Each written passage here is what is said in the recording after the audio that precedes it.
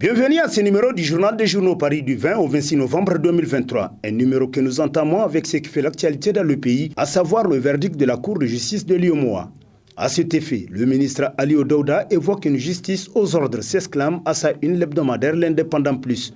Pour qui la sortie médiatique du garde des Sceaux est une réponse à l'ordonnance numéro 47/2023/CJ du 16 novembre relative à la décision du juge sur le différend qui oppose l'État du Niger et cette autre demandant le sursis à l'exécution des sanctions issues du 30 juillet 2023 prises par la conférence des chefs d'État et de gouvernement de l'UEMOA à Abuja à l'encontre de l'État du Niger. Pour le ministre Aliou Daouda, l'institution judiciaire communautaire fonctionne vraisemblablement aux ordres tels que rapportés par l'Indépendant Plus. Le changement est impératif à titre pour son éditorial le bimensuel Écho du Monde qui constate que le temps passe, les choses se précisent et tout ce qui semble obscur est en train de s'éclaircir pour conforter le Niger dans sa position d'un État qui revendique sa souveraineté. Les Nigériens sont restés résilients et stoïques pour supporter dignement la situation d'injustice que les organisations sous-régionales CEDEAO et UEMOA leur ont imposée, alors même qu'aucun texte ne prévoit, pour quelque raison que ce soit, un embargo sur un pays membre, la suspension de l'électricité parce que la fourniture dépend d'un pays voisin, en l'occurrence le Nigeria, qui fait partie du complot ourdi sous les ordres de la France, très remonté contre un pays qui en a désormais marre de continuer à subir sous son joug néocolonial. La BCEAO sévit pour asphyxier le pays, le tout pour que les Nigériens par eux-mêmes reviennent pour se mettre à genoux en acceptant le retour de l'ordre tel que ça arrange des intérêts étrangers. Déjà avec le jugement référé rendu par la Cour de l'UEMOA, il est clairement perceptible que l'agenda contre le Niger commence à être déroulé dont l'intention est de durcir le ton en maintenant les sanctions contre le peuple nigérien. Mais cela n'émoussera en rien la volonté des Nigériens à continuer sur le chemin qu'ils viennent d'emprunter depuis le 26 juillet 2023, les conduisant vers l'indépendance totale de leur pays, une souveraineté suffisamment écornée par l'omniprésence de l'impérialisme occidental dont les anges gardiens ont été les régimes qui se sont succédés, les uns plus collaborateurs que les autres, selon Écho du Monde. Embargo total sur le Niger, les apatrides du PNDS toujours à la manœuvre à Paris pour asphyxier le Niger, titre entre autres à sa une l'hebdomadaire Le Monde aujourd'hui, pour qui la France macronienne vindicative compte faire payer au Niger cet affront de l'avoir humilié publiquement en la chassant du Niger. Ainsi, par cette stratégie cynique, sanguinaire à la limite, Macron et ses valets nigériens et de la CEDEAO espèrent parvenir à leur triste fin de somalisation du Niger. C'était dans cette perspective que Massaoudou Lachako et Oumoudou étaient à Paris. Récemment, la ministre française des Affaires étrangères Catherine Colonna était à Abuja pour rencontrer le président Tinubu, afin que celui-ci ne lève pas les sanctions contre le Niger, dont la suspension de l'énergie électrique. Au passage, elle aurait rencontré les juges de la Cour de justice de la CEDEAO dans l'optique de ne pas donner une issue favorable à la requête du Niger et de faire triompher la cause de Bazoum. De cette façon, munie d'un arrêt en bonne et due forme, en guise de légitimité, la France et ses guignols de la CEDEAO pourraient justifier le maintien de ces sanctions.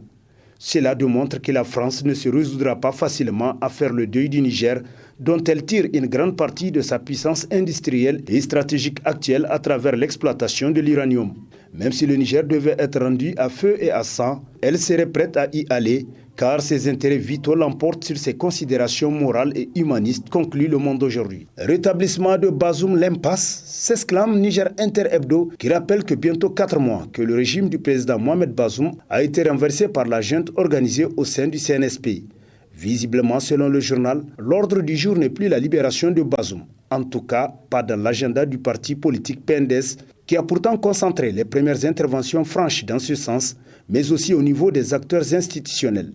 Les alliés Lumana semblent ces derniers temps plus préoccupés par leur politique de lobbying en vue de se mettre dans les bonnes grâces de la junte militaire en perspective aux prochaines élections de fin de transition d'après l'hebdomadaire qui poursuit qu'en tout cas il ne reste plus que les réseaux sociaux à travers lesquels les Omar Moussa, Takuba Koy, Ibrahim Amman, Ange Barou, Alamneji Issa, Hirosani et compagnie peuvent continuer à travailler et vraisemblablement pas pour le rétablissement de Bazoum parce qu'eux-mêmes n'y croient plus, mais très probablement pour se radicaliser et intensifier leur politique de la terre brûlée contre le PNDS et surtout l'ancien président Issoufou Mahamadou, conclut Niger Inter Hebdo. Administration décentralisée, qu'attend-on pour dégager des maires du régime du Chi? S'interroge l'hebdomadaire Le Regard Citoyen, qui constate que plaise à Dieu, cela fera bientôt 4 mois que le régime de la 7e République a été renversé par les militaires patriotes du CNSP, Mais jusque-là, certains vestiges de ce régime scélérat sont toujours en place. Il en est ainsi des maires des villes. Jusqu'à présent, personne ne s'explique les raisons du maintien de ces guignols à leur poste du moment où la Constitution du 10 novembre 2010, dont émanaient toutes les institutions de la 7e République, a été dissoute dès le 28 juillet 2023 par la première déclaration publique du CNSP. En outre, lorsqu'on sait les conditions controversées dans lesquelles ces guignols avaient été élus, cela ajoutera davantage à l'indignation des citoyens nigériens qui furent victimes d'injustices criardes de la part de ces élus municipaux qui rejetaient systématiquement toutes les demandes de manifestations publiques pacifiques que leur soumettaient les partis politiques de l'opposition de l'époque, ainsi que les organisations de la société civile, constatent le regard du citoyen. Niger, l'installation des membres de la Cour d'État et de la COLDEF, le général Tchani sait bien ce qu'il fait, s'exclame dans sa parution en date du 20 novembre le quotidien privé Mouria la Voix du Niger, pour qui, 3 mois après la prise du pouvoir du CNSP, certains citoyens veulent faire comme au Burkina Faso, où les Burkinabés mobilisés à la rue pensaient qu'ils pouvaient influencer les actions du gouvernement, au point où le Premier ministre s'écria « Le gouvernement sait ce qu'il doit faire pour assurer le bonheur des populations ». Les alliés à la sauvegarde de la patrie, dont certaines ont leur agenda à part, préfèrent aujourd'hui tout détruire sur leur passage en lieu et place de critiques constructives. Mais c'est proprement ignorer que le général Tchani et ses camarades ne se faisaient pas d'illusions en entreprenant leur action du coup d'État du 26 juillet 2023 que de croire aussi naïvement que les dirigeants du CNSP sont à bout de souffle et ne savent plus ce qu'ils font à la tête de l'État selon Mouria qui renchérit. Le Niger du général Tchani entend miser aujourd'hui surtout sur l'autodétermination, la souveraineté et l'indépendance véritablement politique et socio-économique au grand bonheur des populations. Point de presse du président de l'ANDC, la culture du civisme clé de voûte de toute gouvernance vertueuse au Niger, titre dans ses colonnes l'hebdomadaire Le Courrier, qui nous apprend que le président de l'Association nigérienne pour le civisme et la croissance, Moussilmima Lansita, a animé le lundi 20 novembre 2023 au siège de la dite association un point de presse sur la situation nationale relative aux efforts du CNSP et sur la nécessité pour tous les acteurs socioprofessionnels de renforcer aujourd'hui plus qu'hier leur soutien et accompagnement nécessaires afin de relever ensemble les défis prioritaires de sécurité et de bonne gouvernance.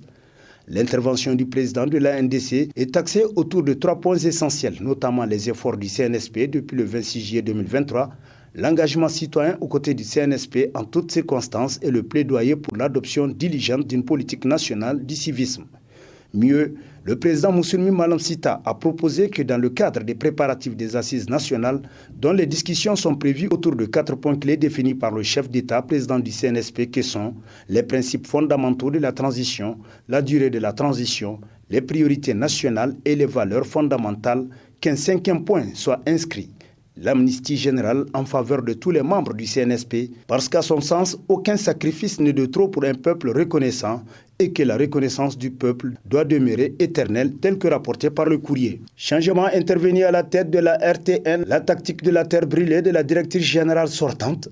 s'interroge dans ses colonnes l'hebdomadaire satirique Le Canard en furie, pour qui, en effet, la directrice générale de la radio et télévision du Niger, Mme Toudou Mariama, qui a eu la surprise de se voir éjectée de son poste de directrice générale de la RTN, est entrée en rébellion contre le CNSP et va vite organiser la résistance en mobilisant les agents contractuels à qui elle a promis un recrutement qui n'est en réalité qu'une chimère. Puisque la RTN n'est pas aujourd'hui la seule entité de l'État où les contractuels attendent d'être recrutés. Mieux encore, un recrutement se prépare dans des conditions de transparence, d'équité et de justice pour éviter des situations connues dans un passé encore récent où dans de nombreux démembrements de l'État ayant organisé des recrutements, l'on a assisté à une mascarade car les responsables au sommet de la hiérarchie ont tout simplement favorisé le recrutement des parents, amis et connaissances et des militants politiques et partisans du régime.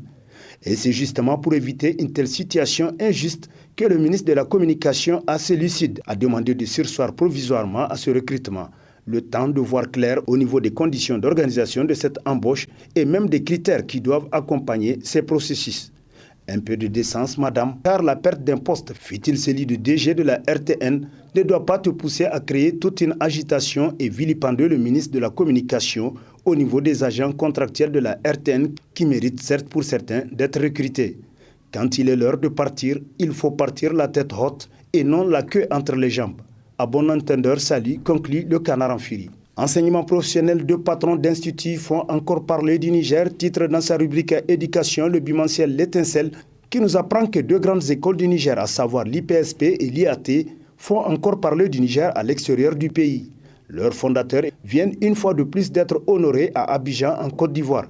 Ces deux grandes écoles, qui regorgent plusieurs nationalités, ont beaucoup donné dans le domaine de la qualité de la formation professionnelle au Niger, selon L'Étincelle. FIFIDO 2024 à Niamey, plus d'une soixantaine de films au programme, titre dans ses colonnes l'hebdomadaire La Roue de l'Histoire, qui nous apprend que la liste des films sélectionnés à la compétition officielle de la 7e édition du Festival international de films sur les droits de l'homme, FIFIDO, prévu du 30 janvier 2024 au 4 février 2024 à Niamey, vient d'être dévoilée.